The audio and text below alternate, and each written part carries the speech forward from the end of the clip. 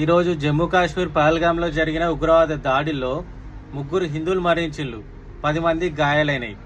ఉగ్రవాదులంతా టెర్రరిస్టులంతా కూడా ఆర్మీ వాళ్ళ యూనిఫామ్ వేసుకొని వచ్చి కాల్పులు జరిపిలంట.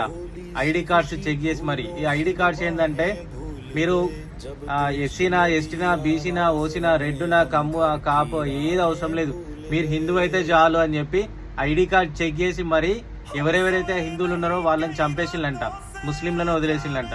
ఎన్ని జరిగినా కూడా మన ఇండియన్స్ మాత్రం ఇలాంటి అస్సలు లెక్క చేయరు. మనోళ్ళకి అసలు ఇంత కూడా ఏది లేదు.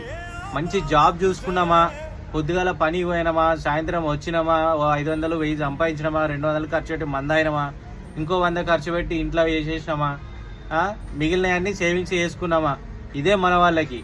ఈ దేశం ఏడ పోతాంది, ఎవడు చంపుతాండు, ఎవడు ఏ ఇంటికి వస్తాడు, ఎవడు ఎట్లా పోతాడు ఏది అవసరం లేదు.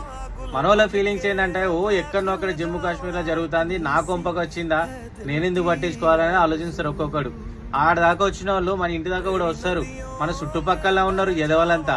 సేవింగ్స్ చేసుకున్నామా, సంపాదించుకున్నామా, కొడుకులోకి ఇచ్చినామా, వాళ్ళు ఖర్చు పెట్టినా, తిన్నారా, సుఖంగా ఉన్నామా, అంతే తప్ప దేశం ఏడ పోతుంది, భవిష్యత్తు ఎటు పోతుంది ఎవ్వరికి అవసరం లేదు. జీవితకాలం మొత్తం నిద్రపోకుండానే ఉంటారు. మీకంటే బకాసురుడు నయ్యం, ఆడ 6 నెలల నిద్రపోతాడు, 6 నెలలు పని చేస్తాడు. మీరైతే జీవితాంతం నిద్రపోకుండానే ఉంటారు. పక్క దేశం కూడా వచ్చి మనల్ని చంపుతాడు.